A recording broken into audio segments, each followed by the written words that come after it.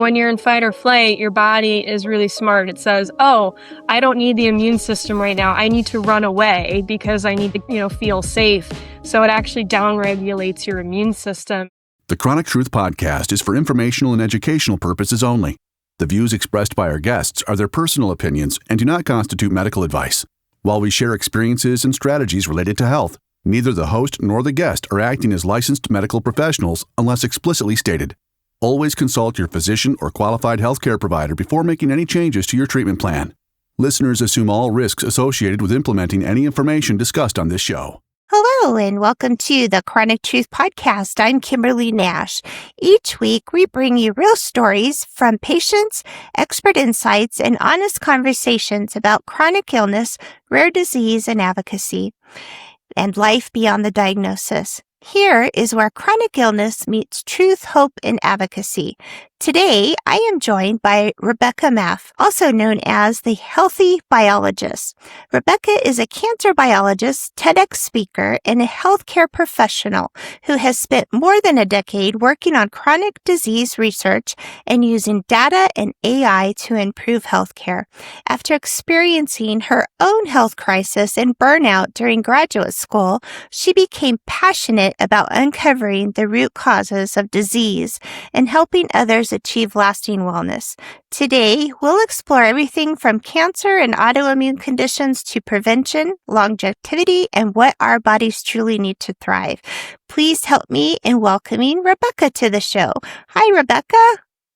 Hi, Kim. Thanks for having me on the Chronic Truth. Oh, this is an honor. I am very excited for this, and I'm excited to learn all that you have to share. But let's start off with you just kind of sharing a little bit about yourself with our listeners. Yeah, sure. So my background, I'm a molecular biologist, and I did research in cancer research in my graduate program. I really didn't know what I wanted to do when I graduated from my undergrad, so I worked a few years as a research assistant and did, research assistant, research coordinator work, and it was all funded work and it was on really good research studies. So I eventually went back to school, and that's when I experienced burnout because I was working full time. I was going to school at night. I was running cancer cell lines in my lab in between classes. And then I also got engaged to the love of my life and was planning a wedding. And I was commuting an hour to work, back and forth, 2 hours every day. And I just one day woke up totally burned out, and I had to learn how to heal myself. So, yeah. Yeah, it looks like you are burning the candle at all ends, so to speak. Yeah, definitely. And they don't teach you in grad school, take mental health time for yourself. At least back then they didn't when I was going through the program. And I did finish up in 2021, in the middle of the pandemic. So then we started talking about healthcare professionals burning out, long haul COVID, and all those topics. So yeah, definitely a big learning lesson at that time. Very much so. And that's something I don't think that we honestly talk about enough is the burnout within the medical community, our physicians, assistants, etc.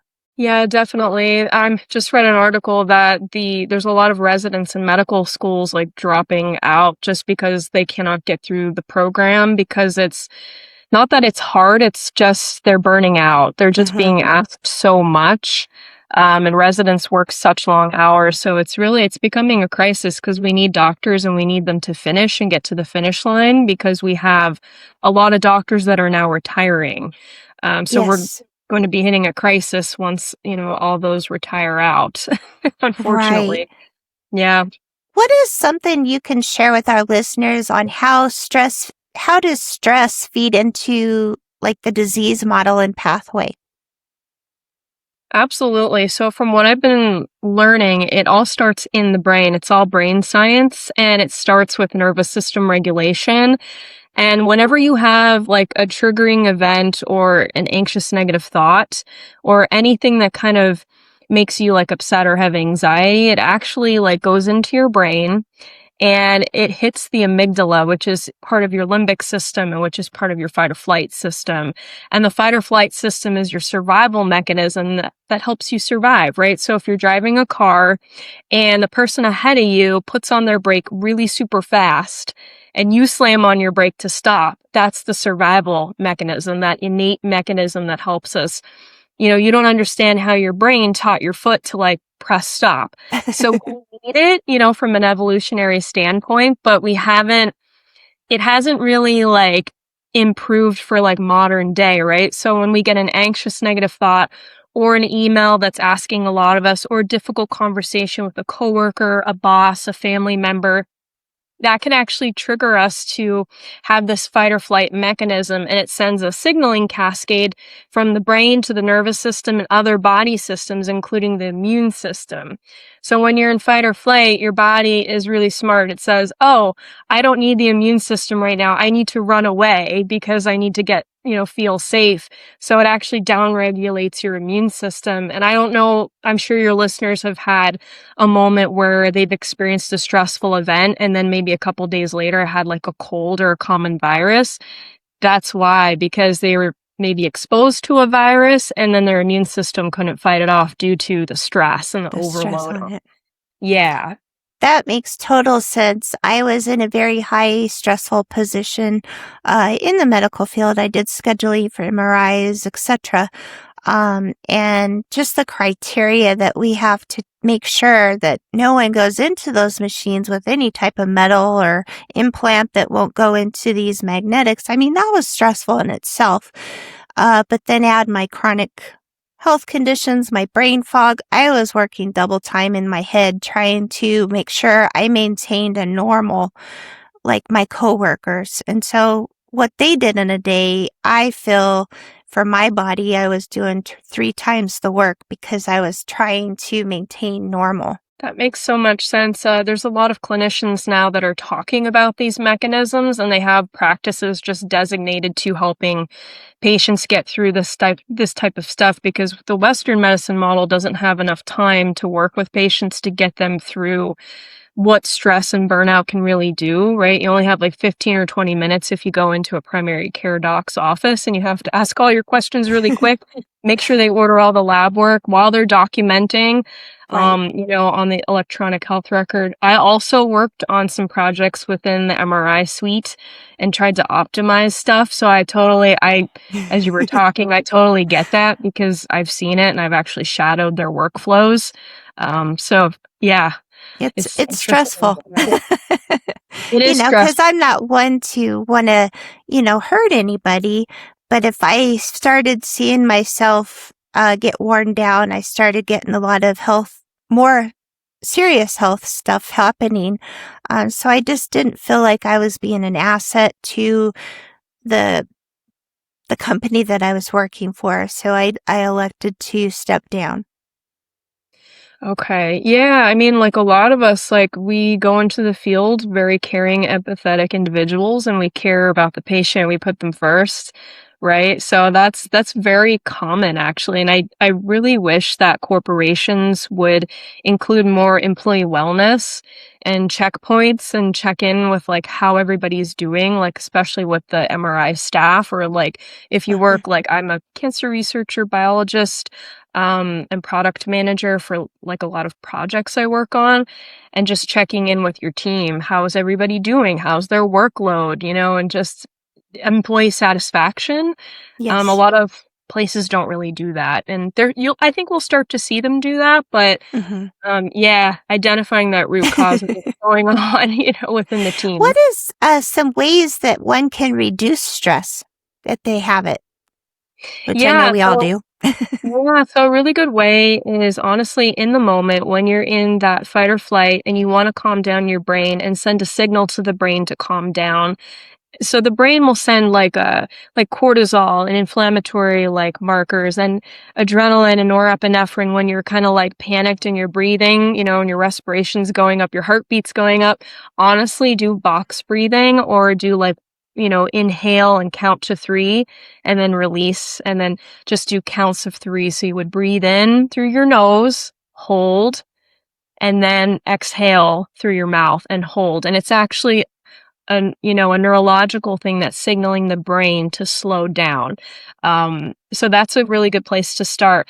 Honestly, somatically taking your hands and feeling something like, feeling your desk, running your hands under cold water to come kind of back down into your body. Those are like life-saving things in that moment. I always think of the scenario when I'm in like a grocery store, and grocery stores are very triggering for me. I think because like it's stressful. You're trying to run your errands. It's expensive. So if you're in the parking lot, you could do breathing before you actually turn, your key in the ignition. So that way you're calmed down. Another good thing is journaling, like getting your thoughts out onto paper. And the reason behind that is because you're actually using your hand and your brain to get things out onto paper, and you're physically writing. So it's a really good way to express things.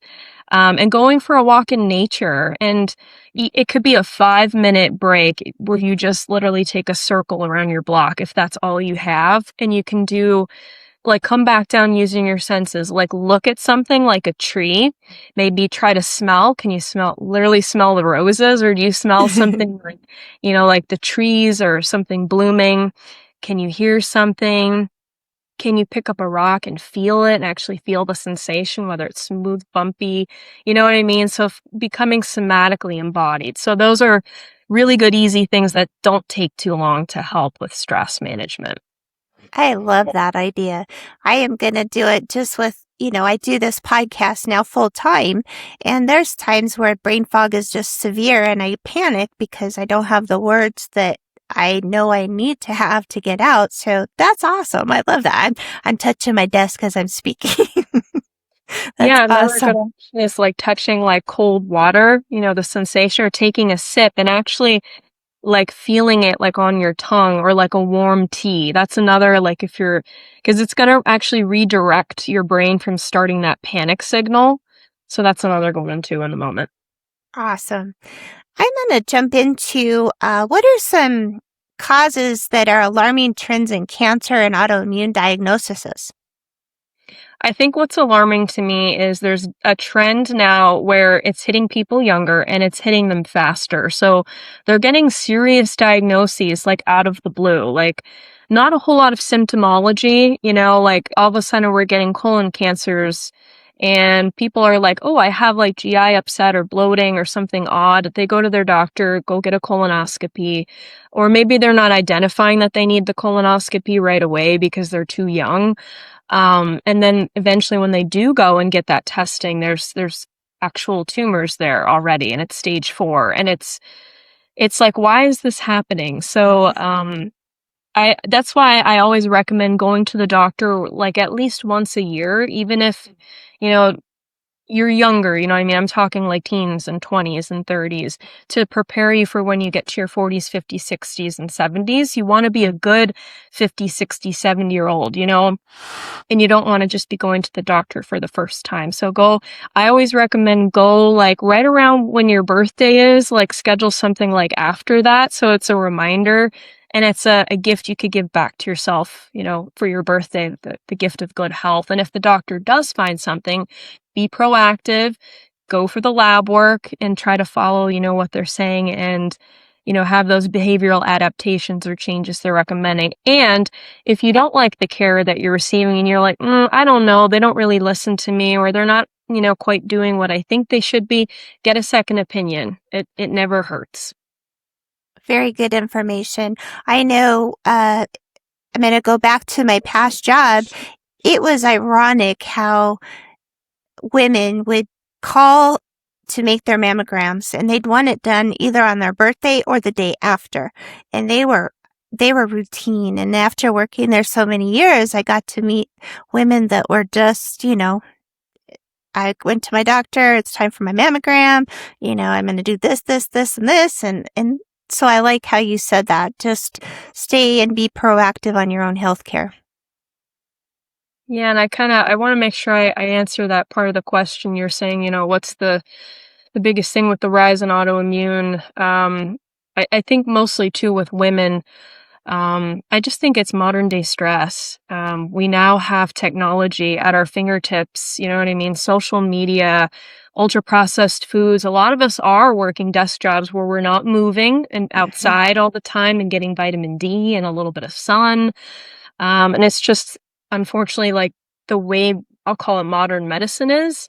Um, we just have to really learn how to thrive, you know what I mean, for like the modern day and the technology and everything. So I think really stress is at the root cause of it. And of course, there's other environmental factors, whether you live a sedentary lifestyle, whether you smoke, you drink alcohol, that can contribute to some disease states. So yeah, it could be multifactorial and a combination of everything. And there may be some genetic component there. You may have a susceptibility there, but it doesn't necessarily mean you're going to get like diabetes or something else or a cardiovascular issue. But it just raises that flag to be more mindful of it, and to modify your diet if you're eating like more fried foods or ultra processed foods, stuff like that. Yes. And that goes back to where you were saying start going to the doctor regularly. They're going to know your family history because they will ask that. They did me. And so if you're prone to hereditary conditions, your doctor will know at a very young age what to watch for. Yeah, definitely. I definitely like I've had some cancer risk on both sides of my family. So fill out everything, fill out all the questionnaires, like electronic health records now keep tons and tons of data so we can leverage the data within the EHR system. You see the doctor typing into their iPad or the computer. That's keeping track of all that data and all the history that you're providing to your doctor so they know, oh, they have like a slight elevated risk for potentially breast cancer because of a sister or a mother that had the diagnosis. Maybe we'll actually get this person screened sooner, rather than later, and they could actually like put in for that and insurance approval to get that done sooner. So that's what I'm saying. Just raise the red flag, Mhm. talk to everybody in your family and have like an open rapport and make sure you're collecting the right, histories off of both sides of the family if you can. Great information. How will data and artificial intelligence help us or hurt us with the healthcare system? That's a tough question, right? So, like, what I've done in the past is we've used predictive modeling to flag patients at high risk for certain cancers. And what it does is it gives them like a risk score using the data within the EHR. And it's able to pick out stuff that a physician wouldn't normally like pick out, right? It's going through tons and tons of lines of code, and trying to search through that and look at some small signal and it'll say, oh my gosh, this patient's at high risk. So it sends a message to a nurse. The nurse actually goes and looks at the patient record and checks. So that's the human in the loop. You never rely fully on an Fully. AI predictive model. You always have a clinician or a nurse, human in the loop, checking, double checking that chart. She calls the patient and then asks, hey, like you might be at high risk. Do you want to come in and get lung cancer screening or colorectal screening, breast cancer screening? And we've had some really good success with urging our patients to come in and get screened if they're overdue and they qualify. So that's a really good, use case. And then also new discoveries with neurological conditions. I think of like Parkinson's and MS, or can we find early signals for type 2 diabetics before we even know they're really a type 2 diabetic? Is there something the AI can pick up on that the human can't? But I won't say the negative side, it's just we have to use it responsibly. We have to use it with governance and guardrails and make sure we're monitoring how these predictive models and how the AI is being used. So we don't just set these things up and set it and forget it and just walk away. We're Mhm. constantly looking at data. We're making sure that it's within a particular threshold. And that's what some people may not quite understand. Like, it's patient data. We have to be very careful. And if we have like a bug or something, we alert the team and we work on it together.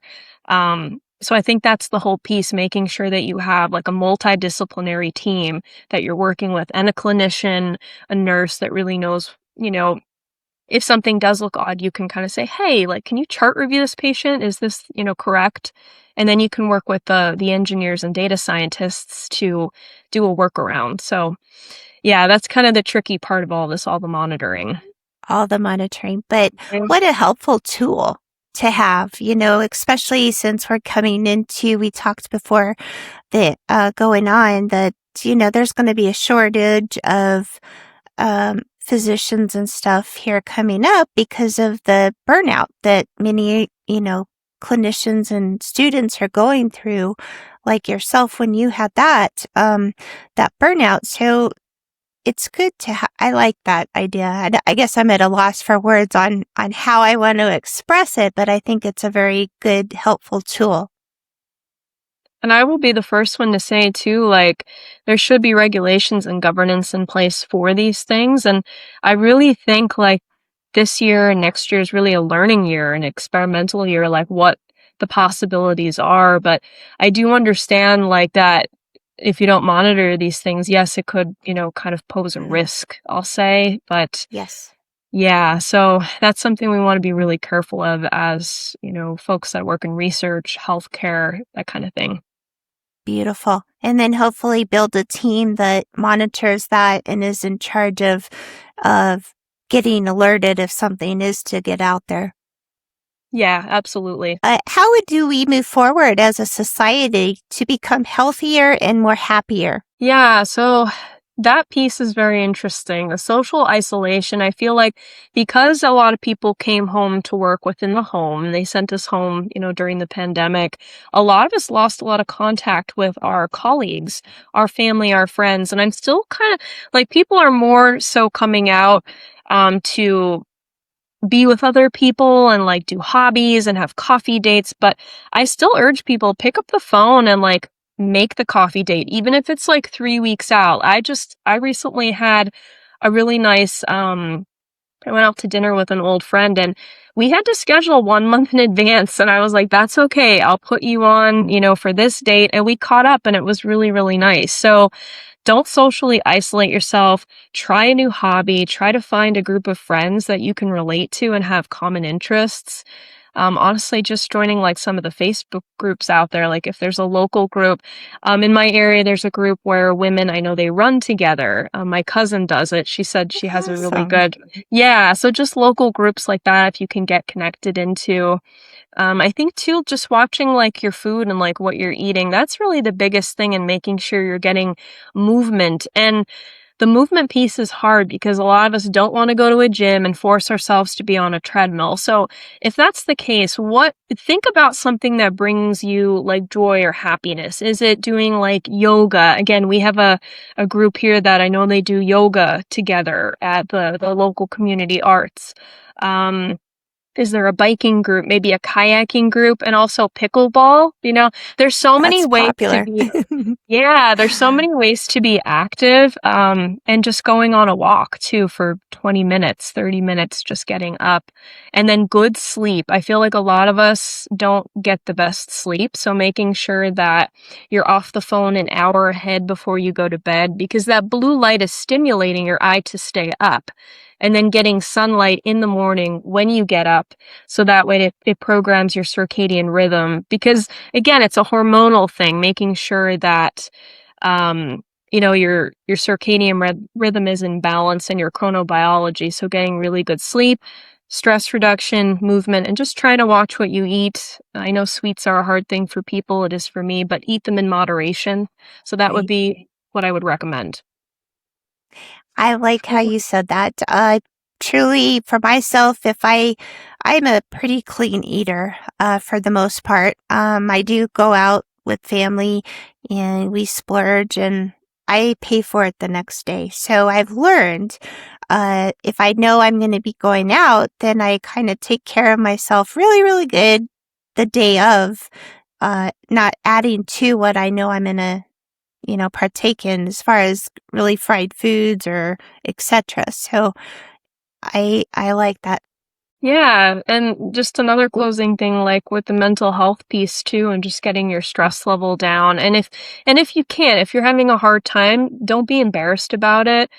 seek out help. If you need to have like a talk therapist, cognitive behavioral therapy to give you the right tools, because a lot of us aren't trained. We just don't know the right way. And, if you need help or you're going through a difficult season, to also seek out help. I want your listeners to know that that's okay as well. And they have a lot of good online programs where you could actually get help and like do it from your own home, so that's Yes. another thing too, to get your stress down.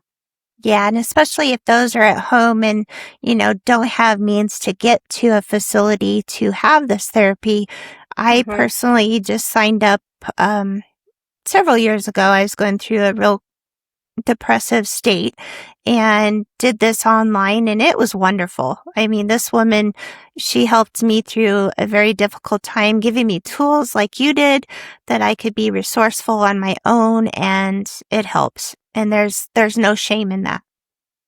Yeah, I mean, I went through really I could relate, like during like grad school, I felt when I burned out, like I'd go to doctors and they couldn't really help me, they couldn't give me an explanation. So it was really difficult to understand, and I felt really kind of low as well. I was like, "Oh my gosh, like now what do I do? What Right. resources do I have?" So I had to go out on my own and kind of research and find out my own way how to heal. So that was really lonely at that time too. So I Beautiful. totally relate. And it's good too to find a group of people, like you said, Facebook groups. If you can't get out, join some sort of group or a sponsored group and just be a part of a community. And that's why I started this podcast. I was that person Googling my diagnosis. I was extremely alone, embarrassed. There was high stigma on hepatitis C when I first came out in 2005. It was very stressful for me until I got cured. And then I was like, nope, I'm going to put my story out there. And I don't want anyone that's listening to this to feel like they're alone. Chronic illness is the same all the way around. We all have the same fear, the same depression, the same type of stigma in a way for being chronically ill. So it's just find a community of support. Yeah, thanks for being so open and honest about that. I ironically, wow, we're making a lot of interesting connections. One of my first research studies was working on a hepatitis B and C study. Really? As a very like new green like researcher right out of college. So that was a wonderful experience, like learning. Yeah. So Learning that. Awesome. yeah, back in Awesome. the day. Yeah. That's so cool. I was on a clinical trial. Well, I went on the old regimen of the treatment interferon and ribavirin and failed. Yeah. I went on a clinical trial with Sovaldi and ribavirin in 2014. After that, you're just a number when you do a clinical trial for my listeners. The people running, which was Gilead at the time, they don't get your name or address or anything like that. You're a number. And I had the most phenomenal experience, being invited to Gilead to tour their lab and stuff and meet some clinicians that were running the tests. And I got to meet the gentleman that actually was doing my charting. He come up to me and he was like, "Hey, tell me a little bit about your story." And I said, "Well, my viral load was 17 million when I started. And within 5 days, I was down to 100, and I think 70 at the time. So it dropped significantly and within 7 days undetected." And he said, "Oh, your da-da-da-da number."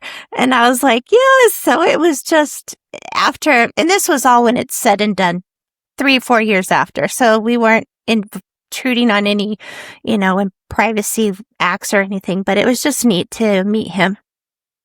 Oh wow, that's so cool. I'm glad you have a lot of success with that. How can our listeners get in touch with you? Yeah, sure. So my Facebook and Instagram handle, Rebecca, so Rebecca Maff, my name. You can find me. I call myself the Healthy Biologist because I try to put out educational stuff. I do a lot of mental health stuff and try to recommend, preventative screenings. So yeah, that's what I'm trying to do. Just put out the education and let people know to go to the It's doctor. much needed. It's much needed.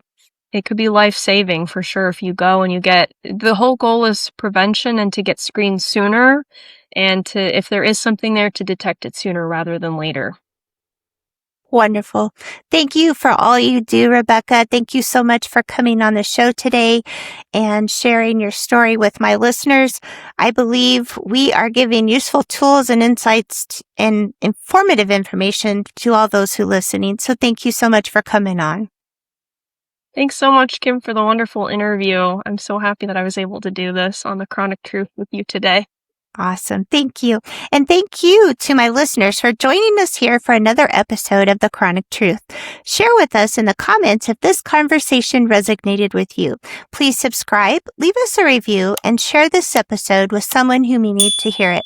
And remember, your voice matters, your story matters, and you are never alone. And until next time, not without a fight.